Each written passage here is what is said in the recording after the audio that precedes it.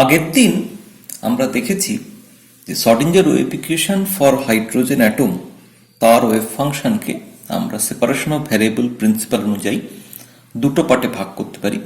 একটা part is only dependent on the distance from the nucleus or R, সেটাকে আমরা বলেছিলাম রেডিয়াল পার্ট।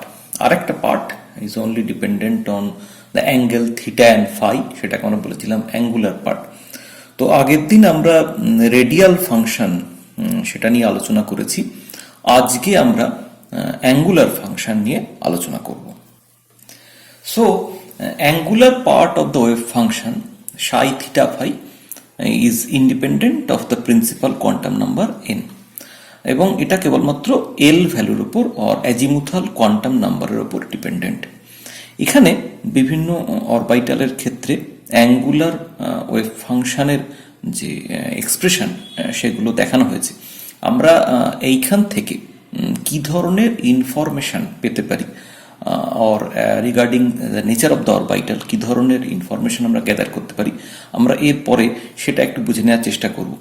যদিও আমরা জানি যে প্রিন্সিপাল কোয়ান্টাম নাম্বারের ওপর অ্যাঙ্গুলার ওয়েভ ফাংশন ডিপেন্ড করে না, তবুও এখানে 1s এবং 2s অরবাইটাল দুটো অরবাইটালের ক্ষেত্রে আলাদাভাবে অ্যাঙ্গুলার ওয়েভ ফাংশন লেখার কারণ এটা আরো ক্লিয়ারলি বুঝে নেয়া যে দুটোর ক্ষেত্রেই অ্যাঙ্গুলার ওয়েভ ফাংশনের এক্সপ্রেশনটা কিন্তু identical, which is 1/4π whole to the power half. As well as এখানে আমরা অ্যাঙ্গুলার ওয়েভ ফাংশনের যে এক্সপ্রেশন তার সঙ্গে সঙ্গে সেটার থিটা ডিপেন্ডেন্ট পার্ট এবং ফাই ডিপেন্ডেন্ট পার্ট সেটাকেও আমরা স্প্লিট করে দেখে নেওয়ার চেষ্টা করেছি। তার কারণ এইগুলো আমাদের পরবর্তীকালে nature of the orbital or shape of the orbital সে ব্যাপারে কিছুটা আলোকপাত করবে। সেই কারণে প্রথমে আমরা 1s অরবাইটালের ক্ষেত্রে অ্যাঙ্গুলার ওয়েভ ফাংশনের প্লট কিরাম হবে সেটা একটু বুঝে নেওয়ার চেষ্টা করি। For L is equal to 0, that is for S orbital, সেটা independent of the angle theta. সেটা আমরা সাই থিটার যে এক্সপ্রেশন সেখান থেকে বুঝতে পারি, because that is half whole to the power half. So এটা থিটার ওপর ডিপেন্ডেন্ট নয়।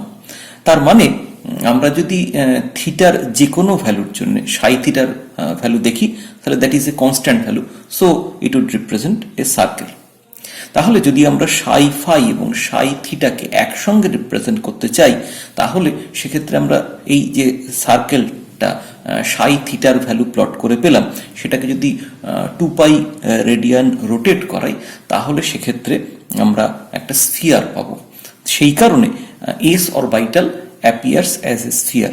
তার মানে সেক্ষেত্রে আমরা যখন সাই থিটার ভ্যালু প্লট করছি, তখন আমরা একটা 2 ডাইমেনশনাল পিকচার পাচ্ছি, যেখানে শুধুমাত্র থিটা ভ্যারি করছে, কিন্তু থিটা ভ্যারি করলেও যেখানে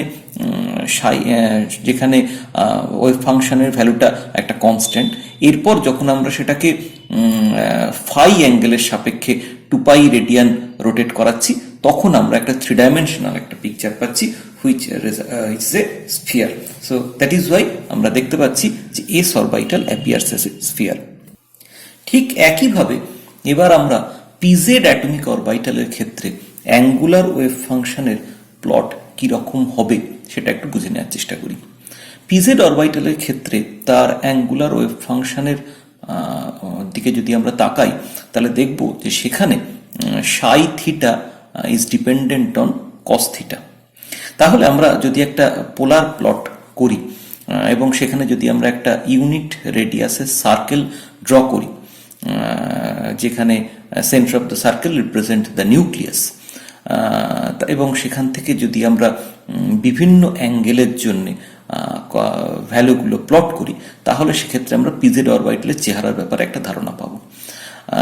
ইনিশিয়ালি আমরা যেটা ধরে নিচ্ছি যে ভার্টিক্যাল যে লাইনটা which is along the Z axis, সেটা থিটা ইজ ইকুয়াল টু 0 লাইনকে রিপ্রেজেন্ট করছে, এবং যে হরাইজন্টাল লাইনটা দ্যাট ইজ এক্স অ্যাক্সিস, সেটা theta is equal to 90 degree অ্যাঙ্গেলকে রিপ্রেজেন্ট করছে। এখন আমরা যদি সাই থিটা প্লট করতে যাই, তাহলে সেক্ষেত্রে একটা কনস্ট্যান্ট পার্ট রয়েছে 6/4 whole to the power half into cos theta. এখানে আমরা কনস্ট্যান্ট পার্টটাকে সরিয়ে রাখছি, তার কারণ কস থিটার যে কোনো ভ্যালুর সঙ্গে আমরা যদি কনস্ট্যান্ট পার্টটাকে গুণ করি, তাহলেও nature of the plot same থাকবে। তাহলে এবার যদি আমরা cos থিটার ভ্যালুটাকে প্লট করতে শুরু করি, যেহেতু cos 0 is equal to 1, so that gives a point on the radius of the dotted circle, since the radius of that circle is a unit. এরপরে cos 10 ডিগ্রি 20 ডিগ্রি এভাবে যদি বিভিন্ন তার ভ্যালুগুলো আমরা এই রেডিয়াস এই সার্কেলের ওপর আমরা যদি মার্ক করতে থাকি, তাহলে সেক্ষেত্রে আমরা দেখব যে cos 90-তে এসে it again reduces to 0, ফলত that meet at the origin or the center of the circle, dotted circle. তার মানে সেক্ষেত্রে আমরা একটা হাফ সার্কেলের মতো একটা পিকচার আমরা পাবো, আমি যদি এই পয়েন্টগুলোকে আমরা যদি জয়েন করি। ঠিক তেমনি এবার যদি আমরা থিটাকে 100 to 180 অব্দি ভ্যারি করাই, তাহলে সেক্ষেত্রে আবার এরকম ধরনের একটা হাফ সার্কেলের মতো আমরা পিকচার পাবো। একটা theta is equal to 180 degree, cos থিটার value again -1, so it again the point is on the circle, dotted circle. So তার ফলে আমরা এইভাবে একটা পিকচার আমরা পাবো, যেখানে আমরা দেখতে পাবো যে দুটো সার্কেল মিট করছে at the centre of the dotted circle. তাহলে এই পিকচারটাকে, এই গ্রাফটাকে আমরা যদি এবার 2 পাই রেডিয়ান রোটেট করাই with respect to phi angle, তাহলে সেক্ষেত্রে আমরা একটা পিকচার পাবো, যেখানে আমরা দেখতে পাবো যে পি অরবিটালের পিজেড অরবিটালের চেহারাটা অ্যাকচুয়ালি দুটো স্ফিয়ার একটা একটাকে ট্যানজেনশিয়ালি টাচ করে আছে at the centre, and it is projected along the Z Axis. তাহলে এইভাবে থিটার বিভিন্ন ভ্যালুর জন্য আমরা কস থিটার যে বিভিন্ন ভ্যালু পাই, সেগুলো যদি আমরা প্লট করতে থাকি, তাহলে সেক্ষেত্রে আমরা এই পিজেড অরবিটালের চেহারা কীরকম দাঁড়াবে, বা rather angular wave function for PZ orbital তার চেহারা কীরকম দাঁড়াবে, সেটার একটা ধারণা আমরা পেতে পারি। তাহলে এখান থেকে আমরা দেখতে পাচ্ছি যে angular wave function of the P Z orbital corresponds to two spheres whose center lie on the z-axis and which touch each other tangentially at the origin. এবং যেহেতু cos theta সেটা সাইন চেঞ্জ করে with respect to theta before 90 degree and after 90 degree, so the wave function will have different sign in the two lobe. তবে এখানে একটা জিনিস কিন্তু আমাদের খেয়াল রাখতে হবে, যে এটা কিন্তু আমাদের পরিচিত ডাম্বেল শেপ আমরা পিজেড অরবিটালে যেটা দেখি সেটা কিন্তু নয়। এখানে কিন্তু আমরা দেখতে পাচ্ছি যে দুটো স্ফিয়ার অ্যাকচুয়ালি টাচ করে আছে অ্যাট দ্য অরিজিন। ঠিক এই একইভাবে অন্য দুটো পি অরবিটালের ক্ষেত্রেও আমরা একই রকমভাবে যদি প্লট করি, তাহলে আমরা পিএক্স এবং পি অরবিটালের ক্ষেত্রে অ্যাঙ্গুলার ওয়েভ ফাংশনের প্লট পাবো। তবে সেক্ষেত্রে ইকুয়েশন থেকে অ্যাঙ্গুলার ওয়েভ ফাংশনের equation for px p y orbital, সেখান থেকে এটা ক্লিয়ার যে সেখানে কিন্তু এটা dependent, angular wave function dependent on both theta and phi. So তার ফলে আমরা, এবং দুজনের ক্ষেত্রেই ডিপেন্ডেন্সটা একই রকম, সো তার ফলে আমরা দুটো আইডেন্টিক্যাল শেপ পাবো। কেবলমাত্র একটা ক্ষেত্রে আমরা দেখবো যে সেটা একটা এক্স অ্যাক্সিস বরাবর ওরিয়েন্টেড আর একটা ওয়াই অ্যাক্সিস বরাবর oriented, so that is why they are labelled as px and py. এবং এই পিজেড, পিএক্স এবং পিওয়াই প্রত্যেকের ক্ষেত্রেই একটা করে নোডাল প্লেন রয়েছে পাসিং থ্রু দ্য নিউক্লিয়াস। যেহেতু আমরা দেখতে পেলাম যে যেমন পিজেড অরবিটালের ক্ষেত্রে 90 ডিগ্রিতে এসে cos 90 0 হয়ে যাচ্ছে, তো তার ফলে সেখানে নোডাল একটা প্লেন অ্যাপিয়ার করছে। ঠিক সেই একই রকমভাবে পিএক্স এবং পিওয়াই এর ক্ষেত্রেও আমরা এই ধরনের একটা নোডাল প্লেনের প্রেজেন্স দেখতে পাবো, which passes through the nucleus.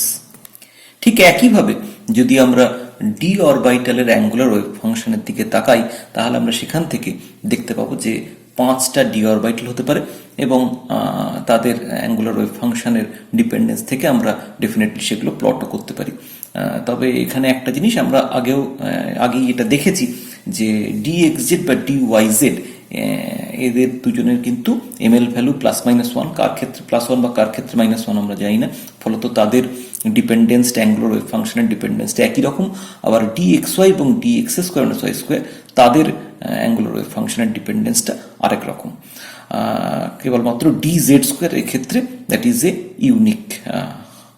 এবং আমরা যেভাবে pz এর ক্ষেত্রে আমরা পোলার প্লট করেছি, ঠিক সেই একইভাবে dz² অরবিটালের ক্ষেত্রেও আমরা এইভাবে পোলার প্লট করতে পারি, যেখানে আমরা দেখতে পাবো সাই থিটার ডিপেন্ডেন্সটা হচ্ছে 3 cos স্কোয়ার থিটা মাইনাস 1, এবং সেটাকে যদি আমরা সেই প্লট থেকে যে পিকচারটা আমরা পাবো সেটাকে যদি আমরা ফাই অ্যাঙ্গেলের সাপেক্ষে 2π রেডিয়ান রোটেট করাই, তাহলে আমরা সেক্ষেত্রে dz² অরবিটালের অ্যাঙ্গুলার ওয়েভ ফাংশনের প্লটের ব্যাপারে একটা আইডিয়া পেতে পারবো।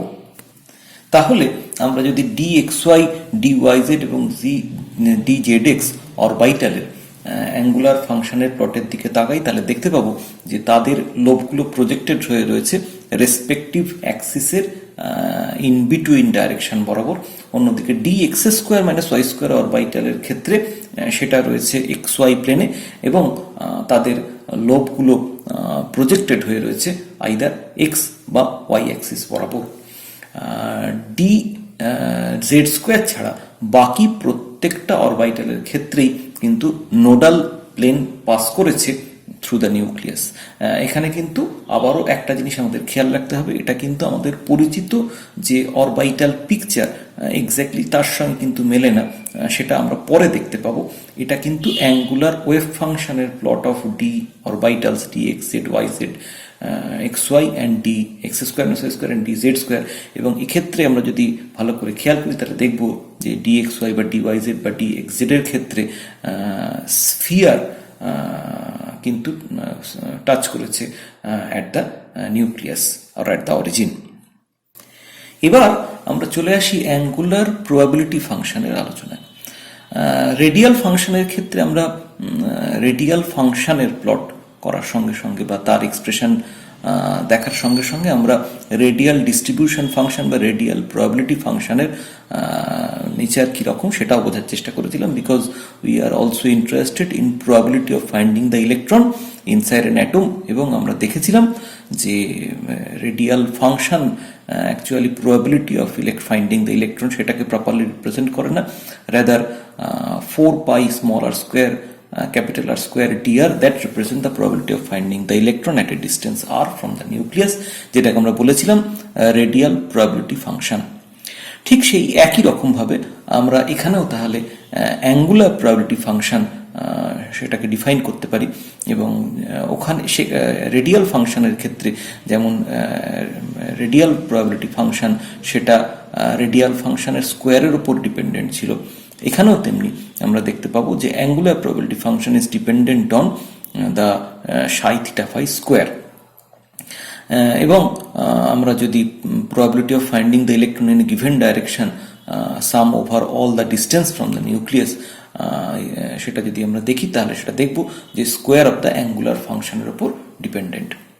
এখন তাহলে এস অরবিটালের দিকে যদি আমরা তাকাই, তাহলে সেক্ষেত্রে squaring of psi theta phi actually causes no change in the spherical symmetry। তার কারণ একটা স্ফিয়ারের ক্ষেত্রে একটা যেটা আমরা অ্যাঙ্গুলার ফাংশনের প্লট থেকে আমরা একটা এস অরবিটালের ক্ষেত্রে পেয়েছিলাম একটা স্ফিয়ার। সো স্ফিয়ারের ক্ষেত্রে তাকে যদি আমরা স্কোয়ার করি তাহলেও তার বাউন্ডারি সারফেসের নেচারের কোনো চেঞ্জ হয় না। সো ফলত আমরা বলতে পারি যে surface boundary for the S atomic orbital looks similar to that obtained in the plot of the angular wave function. তার মানে আমরা অ্যাঙ্গুলার ওয়েভ ফাংশনের ক্ষেত্রে এস অরবিটালের চেহারা যেরকম দেখতে পেয়েছি, that is sphere, angular distribution function বা অ্যাঙ্গুলার প্রবাবিলিটি ফাংশনের ক্ষেত্রেও আমরা এস অরবিটালের সেই একই চেহারা পাবো, that is it is a sphere. But we have to check whether this is true for all the orbitals. S orbital থেকে এবার আমরা সরাসরি চলে আসি পি অরবিটাল আলোচনায়। আমরা দেখতে পাই যে পি অরবিটালের ক্ষেত্রে সাই থিটা ফাই থেকে সাই থিটা ফাই স্কোয়ার সেখানে গেলে সেখানে কিন্তু শেপ অফ দ্য লুপের একটা চেঞ্জ দেখতে পাওয়া যায়। দ্যাট মিনস যেটা আমরা পি অরবিটালের অ্যাঙ্গুলার ওয়েভ ফাংশন যখন আমরা প্লট করেছিলাম তখন আমরা দেখেছিলাম যে সেক্ষেত্রে দুটো স্ফিয়ার একটাকে টাচ করে আছে at the origin, either it is projected along z for pz orbital projected along x for px orbital or projected along y for py orbital. কিন্তু যখন আমরা psi theta phi স্কোয়ারের প্লট করছি তখন আমরা দেখতে পাচ্ছি আমাদের যে পরিচিত চেহারা, that is A dumbbell shaped orbital, সেইটা কিন্তু আমরা এখানে পাচ্ছি।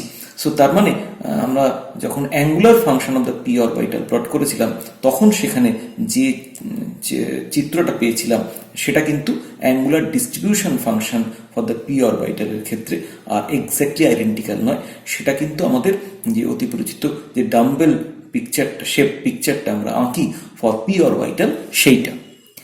এখানে তাহলে একটা প্রশ্ন মনে আসা স্বাভাবিক যে আমরা তাহলে পি অরবিটালের পিকচার আঁকতে গিয়ে যে ছবিটা আঁকি ডাম্বেল শেপ পিকচার, সেটা আসলে পি অরবিটালের অ্যাঙ্গুলার ডিস্ট্রিবিউশন ফাংশনের প্লট। অথচ আমরা যখন অ্যাঙ্গুলার ডিস্ট্রিবিউশন ফাংশন আঁকছি তখন সেখানে আমরা সাই থিটা ফাই এর স্কোয়ারে প্লট করছি। এখন স্কোয়ারে প্লট করা মানে একটা অ্যাঙ্গুলার ফাংশনের ক্ষেত্রে যে পজিটিভ বা নেগেটিভ যে ওয়েভ ফাংশনের যে নেচারটা ছিল সেটা স্কোয়ার করলে পুরোটাই পজিটিভ হয়ে যাবে, তার মানে প্লাস বা মাইনাস সাইন সেক্ষেত্রে থাকবে না। অথচ যখন আমরা এই ধরনের পি অরবিটাল আঁকি তখন আমরা সেক্ষেত্রে একটা লোককে প্লাস দিয়ে একটা লোককে মাইনাস সাইন দিয়ে ইন্ডিকেট করি, বা অনেক সময় একটাকে শেডেড একটাকে আনশেডেড হিসেবে রিপ্রেজেন্ট করি। তাহলে সেটা কেন করি? তার কারণ আমরা অ্যাঙ্গুলার ডিস্ট্রিবিউশনে প্লট করছি যেখানে পুরোটাই স্কোয়ার হয়ে যাওয়ার কারণে প্লাস বা মাইনাস সাইন থাকা উচিত নয়। তাহলে সেক্ষেত্রে কেন আমরা একটাকে প্লাস বা একটাকে মাইনাস সাইন দিয়ে রিপ্রেজেন্ট করছি? তার কারণ আমরা এর আগেও এটা আলোচনা করেছি যে আমাদের sign of the wave function is also important apart from the probability of finding the electron density. তার কারণ দুটো অরবিটাল তাদের ওভারল্যাপের কথা যখন আমরা কনসিডার করব তখন তারা সেম ফেজে আছে না অপোজিট ফেজে আছে, তাদের মধ্যে কনস্ট্রাকটিভ ইন্টারফারেন্স হচ্ছে না ডিস্ট্রাকটিভ ইন্টারফারেন্স হচ্ছে, সেটা বোঝাটা আমাদের এসেনশিয়াল। তার কারণ কেমিস্ট্রিতে যখন আমরা আলোচনা করছি তখন সেক্ষেত্রে আমাদের বন্ড ফর্মেশন নিয়ে সবসময় আলোচনা করতে হয়। তো সেই জন্যে আমরা যদিও অ্যাঙ্গুলার ডিস্ট্রিবিউশনে প্লট করছি যেখানে টেকনিক্যালি হয়তো প্লাস বা মাইনাস সাইন দেওয়াটা উচিত নয়, কিন্তু ওই ওয়েভ ফাংশনের নেচারটা বোঝানোর জন্যে সেই জন্য আমরা কিন্তু একটাকে প্লাস বা একটাকে মাইনাস সাইন দিয়ে রিপ্রেজেন্ট করি, বা একটাকে শেডেড একটাকে আনশেডেড দিয়ে রিপ্রেজেন্ট করি। তাই যদিও এটাকে টেকনিক্যালি একদম কারেক্ট বলা যায় না, but it is essential for us for the chemist. এখন আমরা এক্ষুনি বললাম যে আমরা যখন একটা পি অরবিটালের পিকচার আঁকছি তখন আমরা অ্যাকচুয়ালি অ্যাঙ্গুলার ডিস্ট্রিবিউশন ফাংশনের যে পিকচার সেটা আঁকছি। কিন্তু সেটা কেন? তার কারণ আমরা জানি যে একটা ওয়েভ ফাংশন যদি আমাদের প্রপারলি রিপ্রেজেন্ট করতে হয় তার মধ্যে দুটো পার্ট আছে, একটা রেডিয়াল পার্ট একটা অ্যাঙ্গুলার পার্ট। তাহলে আমরা শুধু অ্যাঙ্গুলার ডিস্ট্রিবিউশন ফাংশনের চেহারাটা কেন রিপ্রেজেন্ট করছি, অ্যাঙ্গুলার রেডিয়াল পার্টটা কোথায় গেল? তার কারণ হচ্ছে যে basic shape of the angular dependence of this orbitals do not change when multiply by the radial part. সেই জন্য আমরা অনেক ক্ষেত্রেই বা প্রায় সর্বক্ষেত্রেই অ্যাঙ্গুলার ডিস্ট্রিবিউশন ফাংশনটা প্লট দিয়ে আমরা একটা অরবিটালকে রিপ্রেজেন্ট করে থাকি। So now let us consider the wave function of the atomic orbital of 3pz। 3pz এর ক্ষেত্রে আমরা এখানে তার রেডিয়াল ওয়েভ ফাংশনের যে ডিপেন্ডেন্স এবং অ্যাঙ্গুলার ওয়েভ ফাংশনের যে ডিপেন্ডেন্স সেটা দেখতে পাচ্ছি। যদিও অ্যাঙ্গুলার ওয়েভ ফাংশনের ডিপেন্ডেন্সটা যে কোনো পিজেড অরবিটালের ক্ষেত্রেই আইডেন্টিক্যাল, কিন্তু রেডিয়াল ওয়েভ ফাংশনের ডিপেন্ডেন্টটা ডেফিনেটলি এন এর উপরে ডিপেন্ড করে চেঞ্জ করে যাবে। এখন এই যে এক্সপ্রেশন সেখান থেকে আমরা যে জিনিসটা আমরা বলতে পারি যে এটা আমরা আগেও দেখেছি যে রেডিয়াল পার্টটা ভ্যানিশ করে যাবে যখন আর হচ্ছে ইনফিনিটি, অথবা ব্র্যাকেটের মধ্যে যে টার্মটা, দ্যাট মিনস সেকেন্ড ব্র্যাকেটের মধ্যে যে টার্মটা, that means 6zr/a0 - zr/a0 square, এই পার্টটা যখন 0 হবে। এখন আমরা জানি যে আমরা জেনারেলি r=0 বা r=ইনফিনিটি যে পার্ট ইনফিনিটি যখন তখন সেখানে যে রেডিয়াল পার্টটা 0 হয়ে যায় সেটাকে আমরা রেডিয়াল নোড বলে ধরি না, এবং আমরা আমাদের পুরনো যে আইডিয়া সেখানে থেকে আমরা জানি যে 3pz অরবিটালের ক্ষেত্রে একটা রেডিয়াল নোড রয়েছে। কিন্তু আমরা যদি অ্যাঙ্গুলার ওয়েভ ফাংশনের দিকে তাকাই তাহলে দেখব যে সেখানে একটা cos θ ডিপেন্ডেন্স রয়েছে, এবং আমরা জানি যে cos θ পার্টটা becomes 0 when theta becomes 90 degree. তাহলে যেহেতু অ্যাটমিক অরবিটালের ক্ষেত্রে যে তার যে ওয়েভ ফাংশন সেটা বোথ রেডিয়াল ওয়েভ ফাংশন এবং অ্যাঙ্গুলার ওয়েভ ফাংশনের উপর ডিপেন্ডেন্ট, এবং তাদের একটা প্রোডাক্ট হিসেবে আমরা রিপ্রেজেন্ট করতে পারি টোটাল ওয়েভ ফাংশনটাকে রেডিয়াল ওয়েভ ফাংশন এবং অ্যাঙ্গুলার ওয়েভ ফাংশনের প্রোডাক্ট হিসেবে, তাহলে আমরা বলতে পারি যে রেডিয়াল ওয়েভ ফাংশনটা যখন 0 হবে তখনও যেমন টোটাল ওয়েভ ফাংশনটা ভ্যানিশ করে যাবে, ঠিক তেমনি অ্যাঙ্গুলার ওয়েভ ফাংশনটা যখন 0 হবে তখনও কিন্তু টোটাল ওয়েভ ফাংশনটা ভ্যানিশ করে যাবে। তাহলে আমরা যখন রেডিয়াল ওয়েভ ফাংশনটা যখন ভ্যানিশ করে যাচ্ছে তাকে আমরা যেমন বলছি রেডিয়াল নোড, ঠিক তেমনি যখন অ্যাঙ্গুলার ওয়েভ ফাংশনটা ভ্যানিশ করে যাবে তখন আমরা সেটাকে বলবো অ্যাঙ্গুলার নোড। তাহলে আমরা এভাবে বলতে পারি the spherical surfaces around the nucleus where the probability of finding an electron is 0 are called radial node. ঠিকই একইভাবে আমরা যেটা বলতে পারি the planes or planar areas around the nucleus where the probability of finding an electron is 0 are called angular nodes. যদিও আমরা পরবর্তীকালে দেখব যে অ্যাঙ্গুলার নোড মাত্রেই কিন্তু সবসময় প্লেন নাও হতে পারে।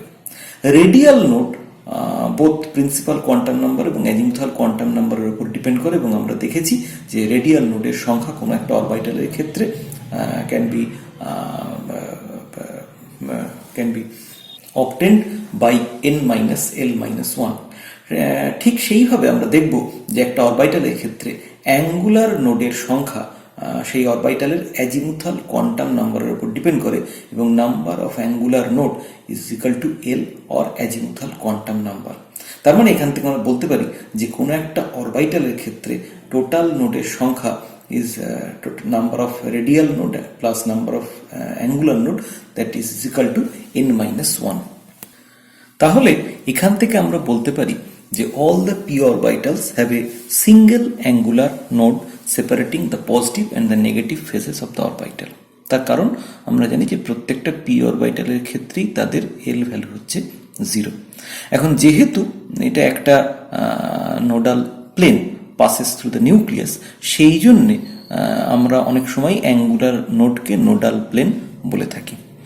এই নোডাল প্লেনগুলো পাস করে থাকে থ্রু দ্য নিউক্লিয়াস, যেখানে probability of finding the electron is 0, এবং কোনো একটা অরবিটালের ক্ষেত্রে নাম্বার অফ নোডাল প্লেন সেটা হচ্ছে অ্যাজিমুথাল কোয়ান্টাম নাম্বারের সঙ্গে সমান, দ্যাট ইজ এল। তবে আবারও আমরা একটু খেয়াল করে নিই যে আমরা আগেও বলেছি যে যদিও বেশিরভাগ ক্ষেত্রেই অ্যাঙ্গুলার নোড সেটাকে আমরা নোডাল প্লেন বলে থাকি এবং that is actually a plane, কিন্তু this is not always true. তার একটা উদাহরণ আমরা এরপরেই দেখব। তাহলে ঠিক একইভাবে আমরা বলতে পারি যে একটা ডি অরবিটালের ক্ষেত্রে দুটো করে অ্যাঙ্গুলার নোড থাকবে, যেহেতু ডি অরবিটালের ক্ষেত্রে অ্যাজিমুথাল কোয়ান্টাম নাম্বার এল এর ভ্যালু 2। ফলত আমরা দেখতে পাচ্ছি যে D X Z Y Z X Y এবং D X square Y square প্রত্যেকের ক্ষেত্রে দুটো করে নোডাল প্লেন রয়েছে separating the positive and negative phases of the orbital.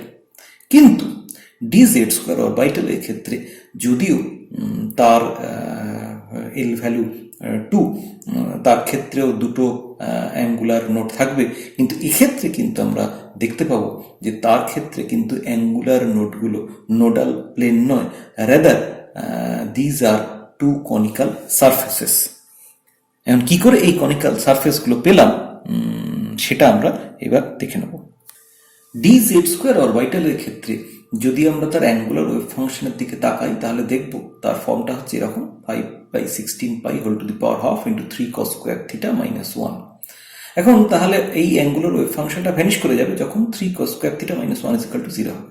এটাকে সলভ করলে আমরা থিটার দুটো ভ্যালু পাই, যার একটা হচ্ছে 54.7 ডিগ্রি আর একটা হচ্ছে 125.3 ডিগ্রি, এবং এই দুটো solution gives two angular nodes. তার মানে এই দুটো অ্যাকচুয়ালি কিন্তু হচ্ছে একটা কনিক্যাল সারফেস। এখানে আমরা এই ডটেড লাইন দিয়ে এই অ্যাঙ্গুলার নোডগুলো বোঝানোর চেষ্টা করছি, যেখানে একটা রয়েছে 54.7 ডিগ্রি অ্যাঙ্গেলে, একটা রয়েছে 125.3 ডিগ্রি অ্যাঙ্গেলে। So they actually corresponds to one particular value of theta which in spherical coordinates is the angle made with the positive z axis. তাহলে আমরা দেখতে পাচ্ছি যে dz স্কোয়ার অরবিটালের ক্ষেত্রে কিন্তু অ্যাঙ্গুলার নোড মানে সেটা কিন্তু কোনো নোডাল প্লেন নয়, rather it is a conical plane. So সেই জন্যে আমরা বলতে পারি যে angular nodes do not necessarily have to be a plane.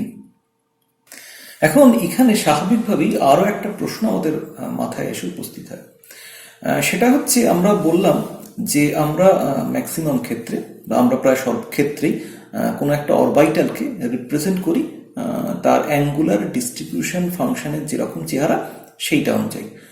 তার কারণ রেডিয়াল ফাংশন দিয়ে অ্যাঙ্গুলার ফাংশনকে গুণ করে আমরা যে টোটাল ওয়েভ ফাংশন পাই, সেখানে রেডিয়াল ওয়েভ ফাংশন দিয়ে গুণ করলে টোটাল ওয়েভ ফাংশনের যে অ্যাপিয়ারেন্স সেটা খুব একটা বদল হয় না, বা রাদার অ্যাঙ্গুলার ওয়েভ ফাংশনের যে অ্যাপিয়ারেন্স সেটা খুব একটা বদল হয় না।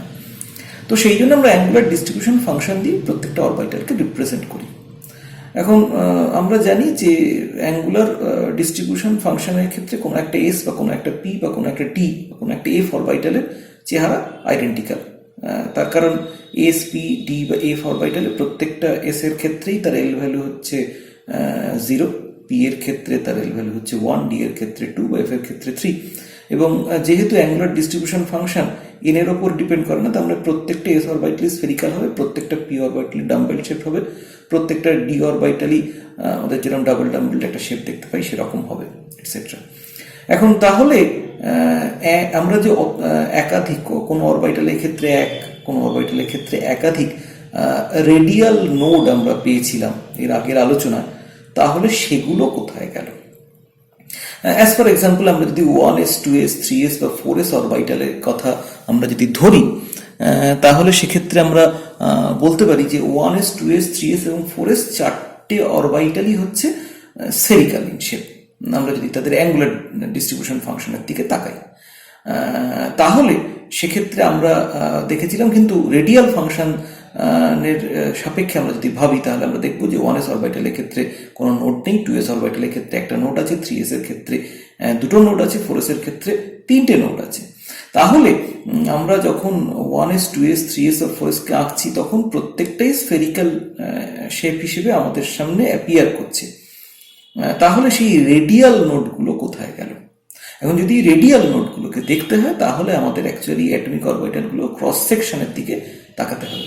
তাহলে আমরা বুঝতে পারবো যে এই রেডিয়াল নোডগুলো কোথায় লুকিয়েছে। আমরা দেখতে পাবো ক্রস সেকশনের দিকে তাকালে যে রেডিয়াল 1s অরবিটালের ক্ষেত্রে কোনো নোড নেই, এন্টায়ার অরবিটালটা সেম ফেজে রয়েছে, কিন্তু 2s অরবিটালের ক্ষেত্রে একটা রেডিয়াল নোড রয়েছে সেপারেটিং 2 ফেজেস, 3s অরবিটালের ক্ষেত্রে দুটো রেডিয়াল নোড রয়েছে সেপারেটিং 3 ফেজেস, যেগুলোকে আমরা ব্লু এবং অ্যাশ কালার দিয়ে বা হোয়াইট কালার দিয়ে আমরা সেপারেট করে বোঝানোর চেষ্টা করেছি এই ছবিতে।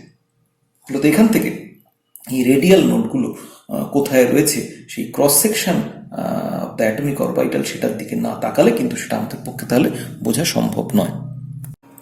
তাহলে আমরা যেটা দেখতে পাচ্ছি যে কোনো একটা অরবিটালের ক্ষেত্রে তার রিয়াল পিকচারটা বুঝতে গেলে আমাদের সেই অরবিটালের রেডিয়াল প্রবাবিলিটি এবং অ্যাঙ্গুলার প্রবাবিলিটি দুটোই একসঙ্গে কনসিডার করতে হবে।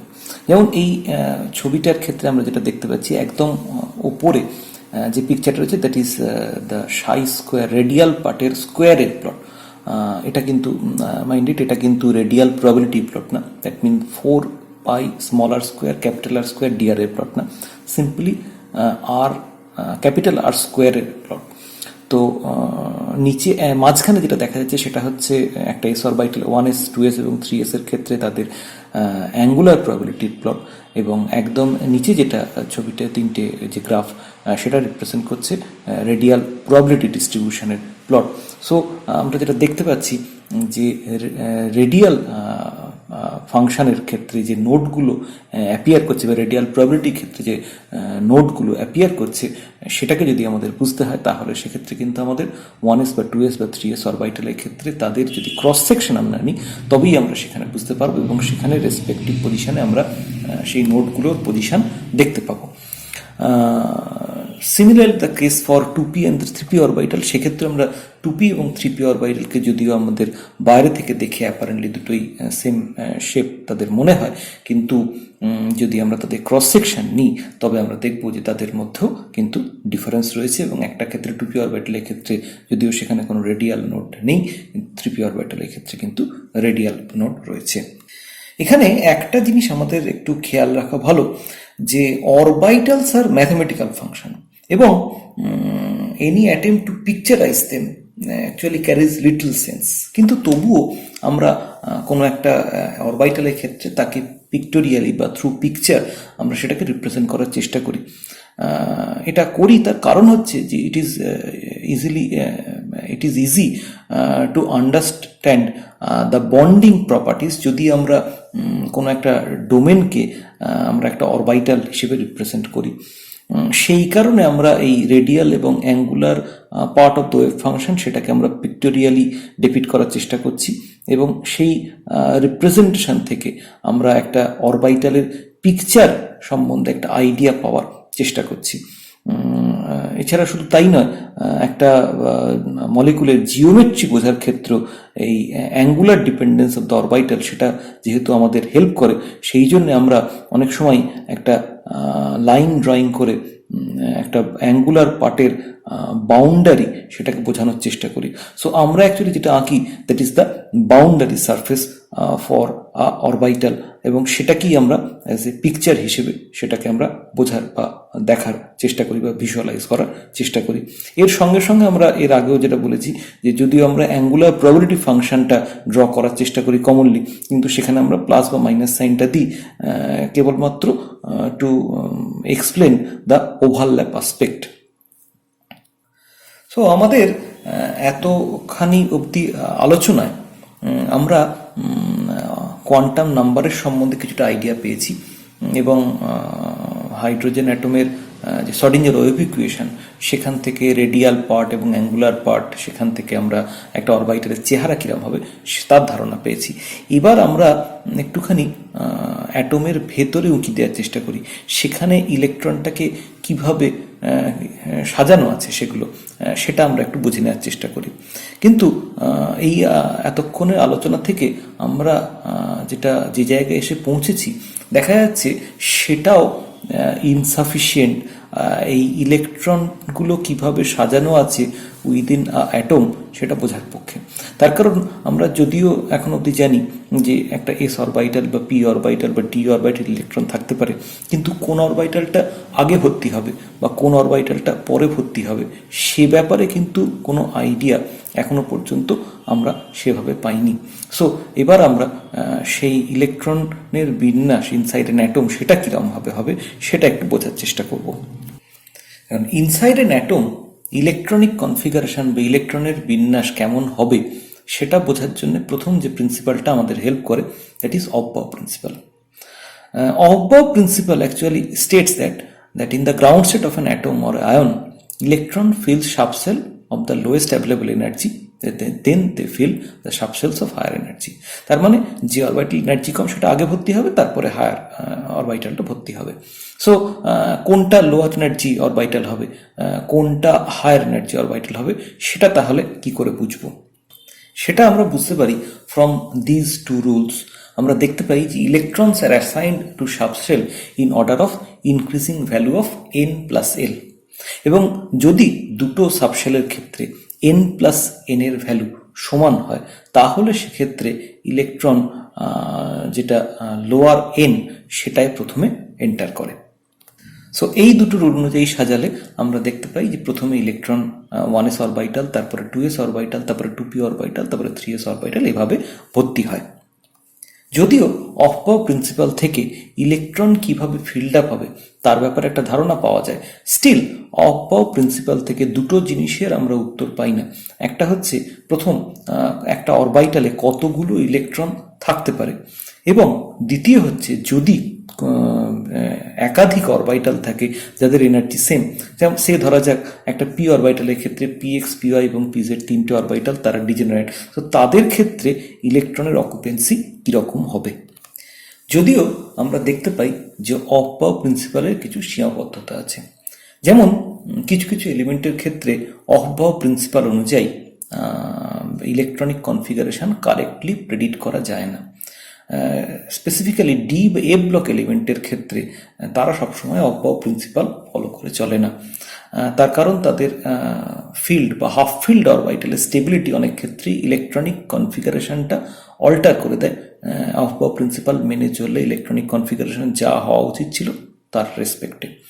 অ্যাজ ফর এক্সাম্পল, যেমন আমরা 3D এবং 4s অরবিটালের ক্ষেত্রে যদি আমরা তাদের এনার্জি কম্পেয়ার করি, তাহলে দেখব যেহেতু n+l ভ্যালুর উপর ডিপেন্ড করে 4s অরবিটালের এনার্জি কম হওয়া উচিত, যদিও তাদের এনার্জি খুব কাছাকাছি। কিন্তু আমরা যদি ক্রোমিয়ামের ইলেকট্রনিক কনফিগারেশনের দিকে তাকাই, তাহলে দেখব তার ক্ষেত্রে তার ইলেকট্রনিক কনফিগারেশন অফবাউ প্রিন্সিপাল অনুযায়ী হওয়া উচিত ছিল 3d4 4s2, যেহেতু 4s আগে ভর্তি হবে তারপরে 3d ভর্তি হবে, কিন্তু অ্যাকচুয়ালি এর ইলেকট্রনিক কনফিগারেশন হচ্ছে 3d5 4s1 because of the stability of the half field 3d orbital.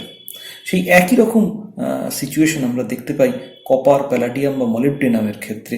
সেখানেও ফিল্ড শেল বা হাফ ফিল্ড শেল তাদের স্টেবিলিটি কিন্তু তাদের ইলেকট্রনিক কনফিগারেশন অফবাউ প্রিন্সিপাল অনুযায়ী যা হওয়া উচিত ছিল ঠিক সেই রকম হয় না, তার থেকে কিছুটা অন্যরকম হয়।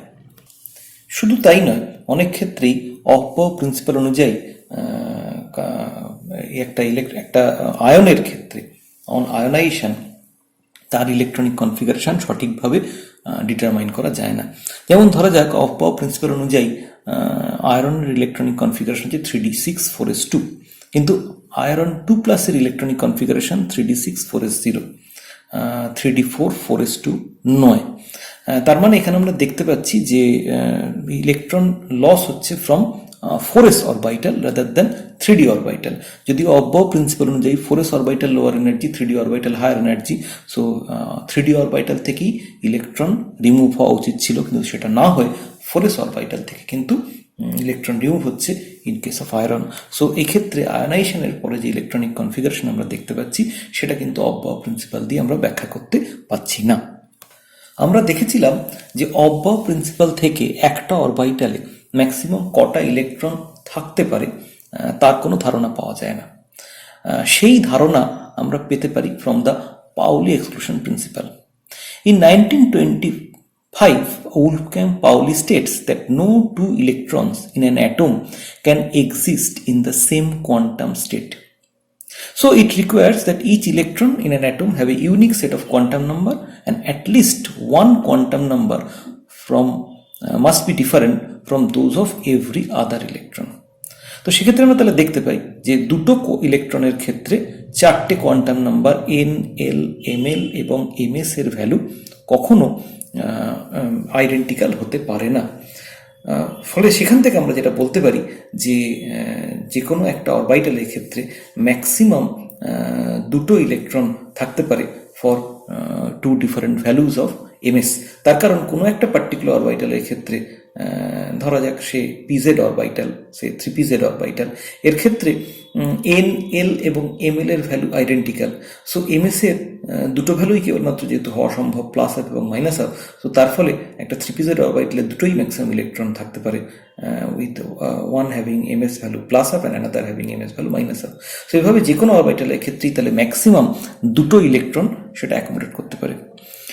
The exclusion principle therefore enables us to write down the ground state electronic configuration of the atom of an element. যখনই কোনো একটা অরবিটালের ক্ষেত্রে তার ম্যাক্সিমাম ক্যাপাসিটি রিচ করে যাচ্ছে, সঙ্গে সঙ্গে সেটাকে আমরা তার নেক্সট হায়ার অরবিটালে প্লেস করছি। এখন এখানে কারোর মনে হতেই পারে যে হঠাৎ পাউলি ইলেকট্রন প্রিন্সিপালটা এরকমই কেন, মানে যদি দুটো ইলেকট্রনের 4টে কোয়ান্টাম নাম্বার সেম হতো তাহলেই বা কি হতো। যদিও that is beyond the scope of our discussion, present discussion, তবুও খুব ছোট্ট করে আমরা বলতে পারি যে যেহেতু ইলেকট্রনসগুলো fermion, so all wave function for electrons must be antisymmetric to the exchange of any two electrons.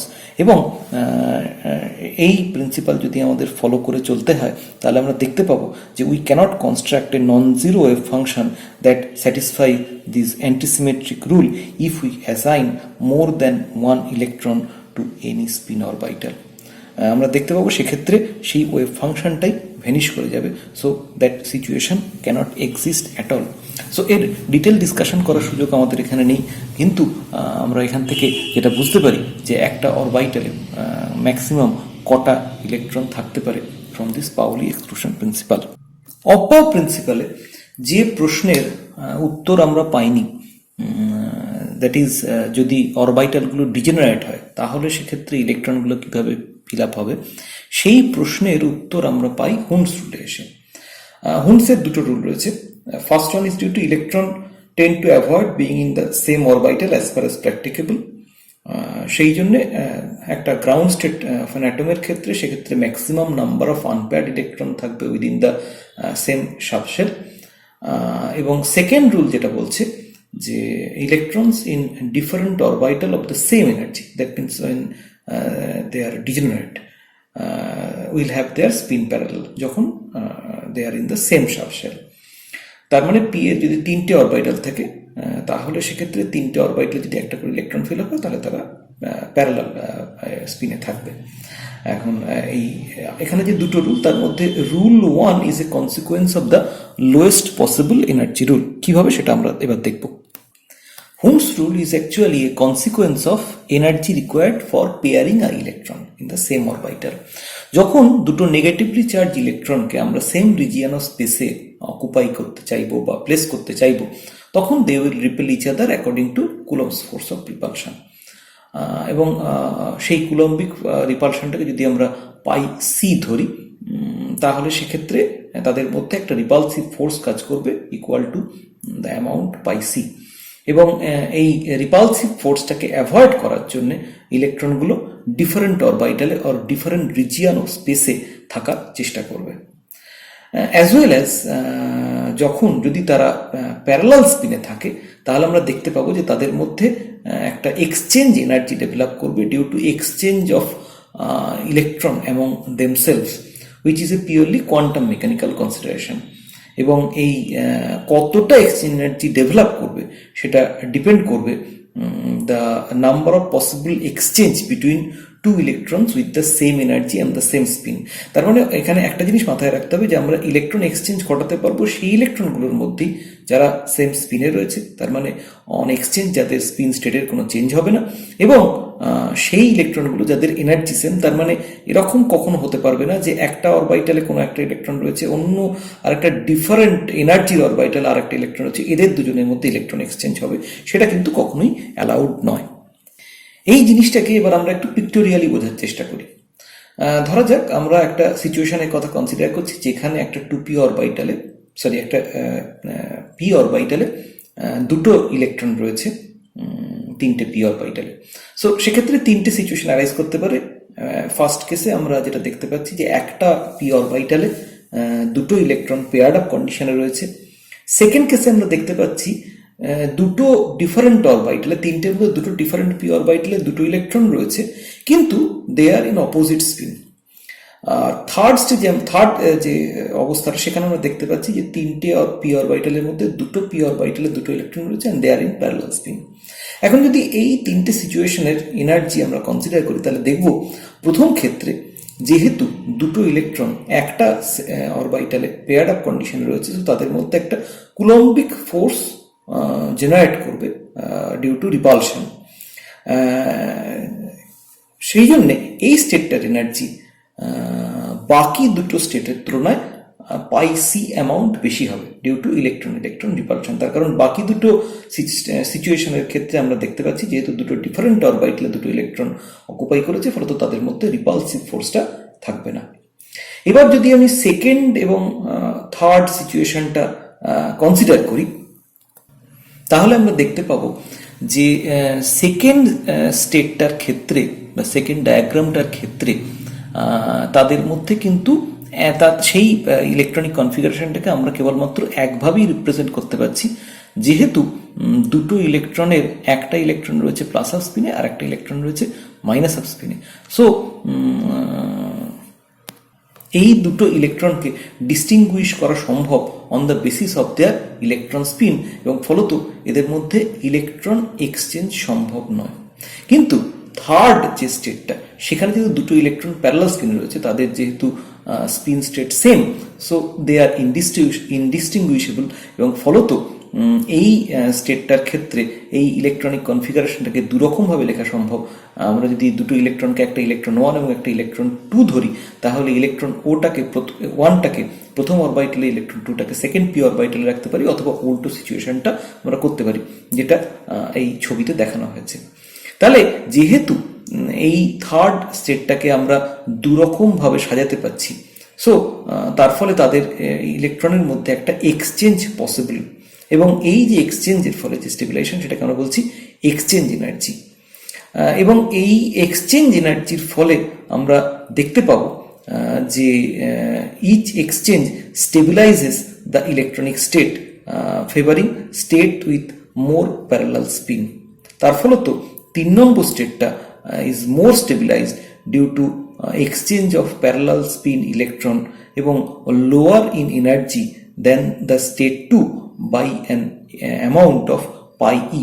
So যদি এটাকে আমরা পিক্টোরিয়ালি রিপ্রেজেন্ট করি, তাহলে আমরা দেখতে পাবো যে কুলম্বিক রিপালশন এবং এক্সচেঞ্জ এনার্জি রেসপেক্টে এই তিনটে P2 কনফিগারেশনের মধ্যে 3 নম্বর স্টেটটা সবচেয়ে লোয়ার এনার্জি, 2 নম্বর স্টেটটা 3 নম্বর স্টেটের তুলনায় pi E amount destabilised energetically or higher in energy, এবং 1 নম্বর স্টেটটা 2 নম্বর স্টেটের তুলনায় পাই সি পরিমাণ destabilised due to coulombic repulsive energy. তাহলে আমরা দেখতে পাচ্ছি যে কুলম্বিক এনার্জি অফ রিপালশন, সেটা হচ্ছে একই অরবিটালে দুটো ইলেকট্রনকে একই সঙ্গে রাখার ফল, এবং যত বেশি সংখ্যক ইলেকট্রন পেয়ার্ড আপ কন্ডিশনে থাকবে, সেই স্টেটের এনার্জি তত বেশি হবে। অন্যদিকে exchange energy is a consequence of exchange of electrons in parallel spin in separate orbitals, এবং যত বেশি সংখ্যক ইলেকট্রন প্যারালাল স্পিনে থাকবে, যত বেশি সংখ্যক এক্সচেঞ্জ ঘটতে পারবে, তত সেই স্টেটের এনার্জি লোয়ার হবে। তার মানে দুটো স্টেটের মধ্যে এনার্জি কম্পেয়ার করতে গেলে আমাদের কুলম্বিক এবং এক্সচেঞ্জ এনার্জি দুটোই কনসিডার করতে হবে। সো যদি আমাকে এক্সচেঞ্জ এনার্জি কোয়ান্টিটিভলি মেজার করতে হয়, তাহলে আমরা দেখতে পাই যে এই pi E, that is the energy of exchange, is proportional to n into n-1/2, where n is the number of electron in parallel spin, বা is equal to n into n-1/2 into k, where k is the proportionality constant. এই ব্যাপারটা আমাদের কাছে আরো clear হয় যদি আমরা একটা সে ধরা যাক P3 এবং P4 configuration, that means say 2p3 or 2 and 2p4, এই দুটো ইলেকট্রনিক কনফিগারেশনের স্টেবিলিটির মধ্যে কম্পেয়ার করি, তাহলে আমরা যদি 2p3 এবং 2p4 এই দুটো অরবিটালের এক্সচেঞ্জ এনার্জি ক্যালকুলেট করি, তাহলে আমরা দেখব দুটোর ক্ষেত্রেই এক্সচেঞ্জ এনার্জি সেম, এই দুটোর ক্ষেত্রেই 3টে করে ইলেকট্রন প্যারালাল স্পিনে রয়েছে। কিন্তু আমরা জানি যে half filled orbital is more stable, that means 2p3 configuration is more stable than 2p4. Why it is so? Because 2p4 electronic কনফিগারেশনে একটা অ্যাটলিস্ট পি অরবিটাল রয়েছে যেখানে দুটো ইলেকট্রন পেয়ার্ড আপ কন্ডিশনে রয়েছে। সো তার ফলে সেই অরবিটালের কুলম্বিক রিপালসিভ ফোর্স বেশি, তার ফলে 2p4 electronic configuration is less stable then the 2p3 electronic configuration. যদিও শুধুমাত্র এক্সচেঞ্জ এনার্জির সাপেক্ষে দেখতে গেলে 2p3 এবং 2p4 ইলেকট্রনিক কনফিগারেশনের এক্সচেঞ্জ এনার্জি কিন্তু আইডেন্টিক্যাল। এখান থেকে আমরা চলে আসি কোনো একটা অ্যাটম বা আয়নের ক্ষেত্রে তার গ্রাউন্ড স্টেট টার্ম সিম্বল ডিটারমিনেশনের আলোচনা। এখন প্রশ্ন হচ্ছে যে হঠাৎ কোনো একটা অ্যাটম বা আয়নের ক্ষেত্রে গ্রাউন্ড স্টেট টার্ম সিম্বল বার করার দরকার হলো কেন? তার কারণ এতক্ষণ পর্যন্ত আমরা যা জেনেছি সেই আইডিয়া থেকে কোনো একটা অ্যাটমের ক্ষেত্রে তার গ্রাউন্ড স্টেট ইলেকট্রনিক কনফিগারেশন আমরা অতি সহজেই বার করতে পারি। তাহলে হঠাৎ আবার গ্রাউন্ড স্টেট টার্ম সিম্বল কেন? তার কারণ হচ্ছে যে আমরা দেখতে পাই যে ইন রিয়ালিটি যে atomic spectra of many electron atoms are very complex in nature and those contents many lines. এবং যদি এই ধরনের একটা সিস্টেমের ক্ষেত্রে এই ধরনের অ্যাটমিক স্পেকট্রাকে ব্যাখ্যা করতে হয়, তাহলে প্রত্যেকটি ইন্ডিভিজুয়াল অরবিটালের এনার্জি আমাদের ক্যালকুলেট করতে হবে। কিন্তু সমস্যা হচ্ছে যে energy state of the atom corresponding to this transition cannot be calculated easily like hydrogen. তার কারণ হাইড্রোজেন লাইক সিস্টেমের ক্ষেত্রে সেখানে আমরা জানি যে inter electronic repulsion is absent, but for many proton many electron system inter electron repulsion is present. So the wave mechanical procedure to address this situation is extremely complicated and laborious also. তার ফলে আমরা এইভাবে কোনো একটা atomic স্পেকট্রাকে সহজে ব্যাখ্যা করতে পারি না প্রত্যেকটা ইন্ডিভিজুয়াল অরবিটালের এনার্জি ডিটারমাইন করে। সেই কারণে experimental spectroscopist developed a procedure to assign the various energy state of an atom corresponding to the observed spectral transition. So what is term symbol? Term symbol is an abbreviated description of the total angular momentum quantum number in a multi-electron system. Each energy level of an atom with a given electronic configuration is described not only by the electronic configuration but also its own term symbol, as the energy level of an electron is also dependent on the total angular momentum including spin. এখানে আমরা দেখতে পাই যে যখন আমরা Schrodinger wave ইকুয়েশনে এলাম তখন আমরা বোরের যে ডিসক্রিট অরবিটের যে কনসেপ্টটা সেটাকে অনেকাংশেই অ্যাবান্ডন করে দিই, কিন্তু তার যে অ্যাঙ্গুলার মোমেন্টামের যে concept of an electron in an orbit সেটা কিন্তু আমরা ধরে রেখেছিলাম। So the orbital angular momentum and the spin angular momentum of the individual electron in a multi-electron system can be combined on the principle of vector addition to obtain the resultant spin and the orbital angular momentum of the atomic system, এবং সেইটাকেই আমরা use করতে পারি to express the different energy state of the atom. এখন এই many electron অ্যাটমের ক্ষেত্রে তাদের spin এবং orbital angular মোমেন্টামের মধ্যে যে ইন্টারঅ্যাকশন সেটাকে আমরা প্রিন্সিপাল অ্যাজিমুথাল ম্যাগনেটিক এবং স্পিন কোয়ান্টাম নাম্বারের সাপেক্ষে রিপ্রেজেন্ট করতে পারি।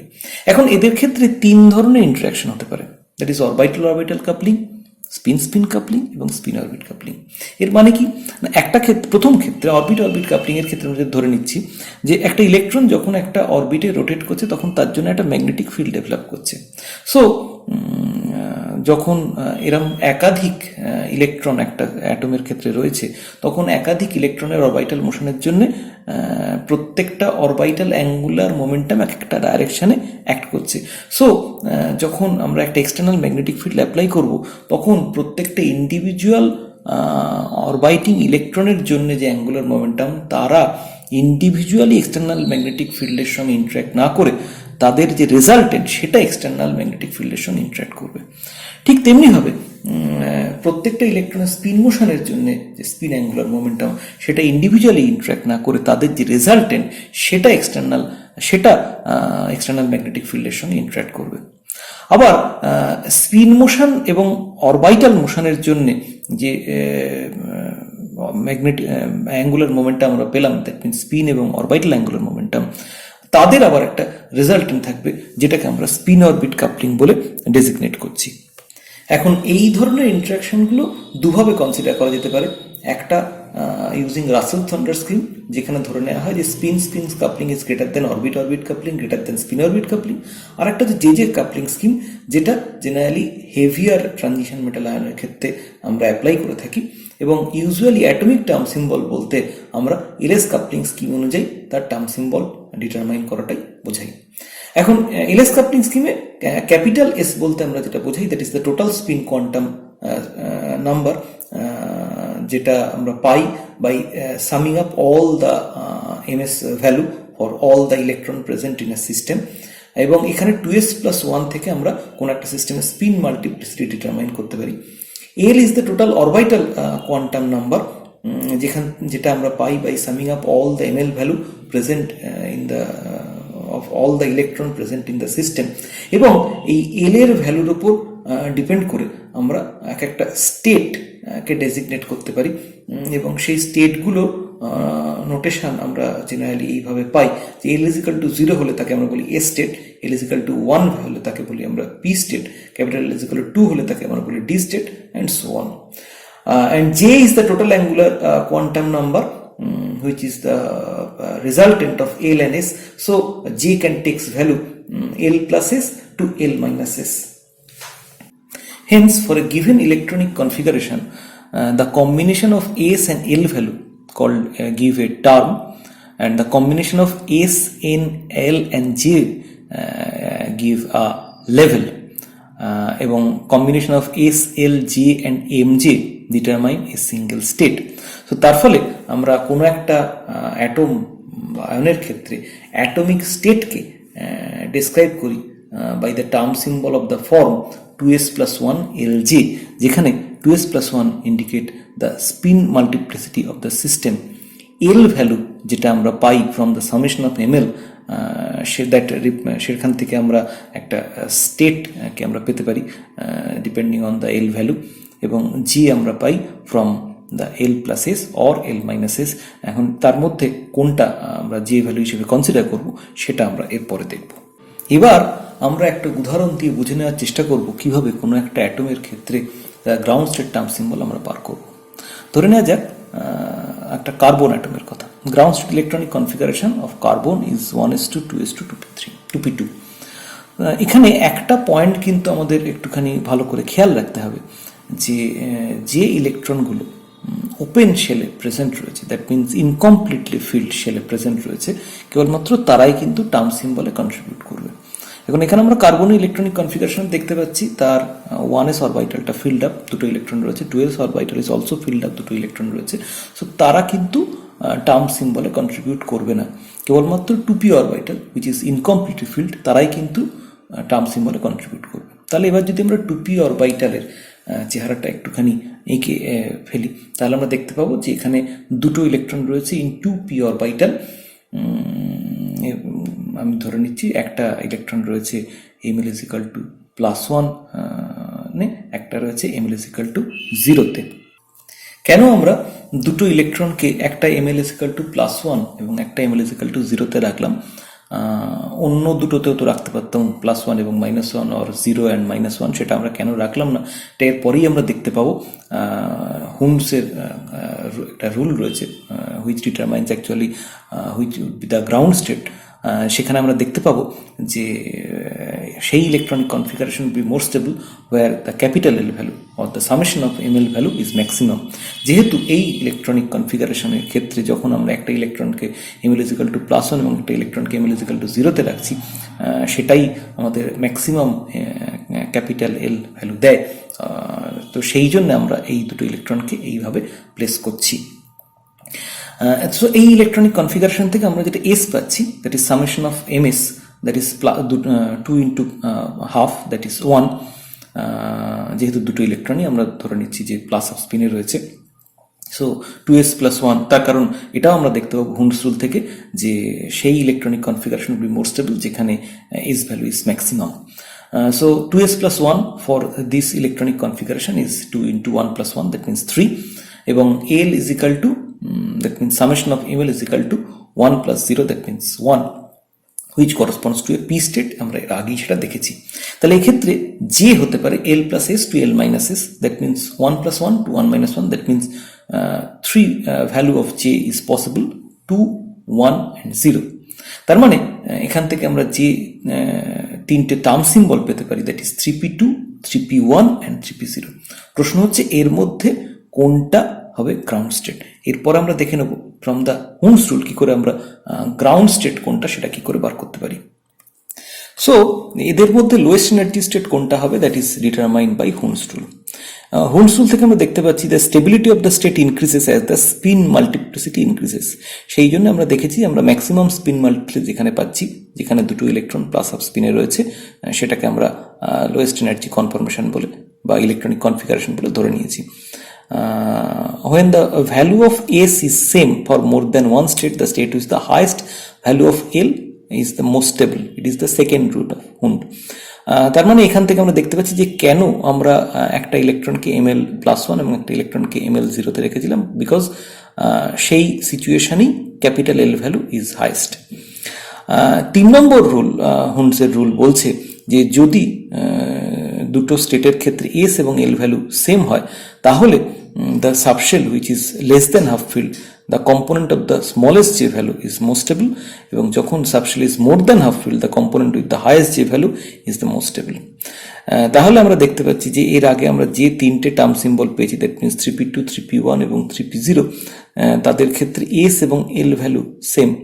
তিনটে ক্ষেত্রেই s ভ্যালু হচ্ছে 1 or 2s plus 1 ভ্যালু হচ্ছে 3 এবং l ভ্যালু হচ্ছে 1, that is why they belongs to p state.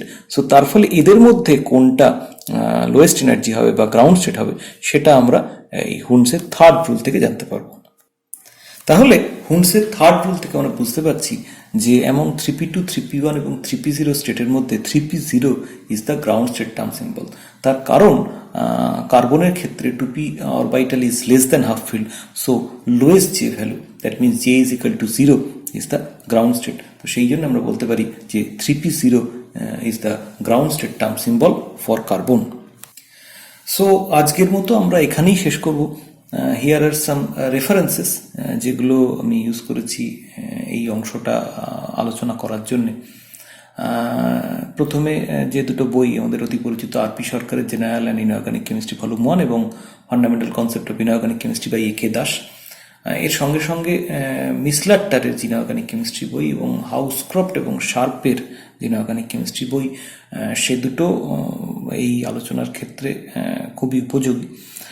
এর সঙ্গে সঙ্গে যারা ইন্টারেস্টেড এই অ্যাটমিক স্ট্রাকচার এবং অ্যাটমিক স্পেকট্রা নিয়ে পড়ার জন্য একটু বিস্তৃতভাবে, তাদের জন্য খুব প্রয়োজনীয় দুটো বই হচ্ছে হার্জবার্গ এবং হোয়াইটের বই দুটো।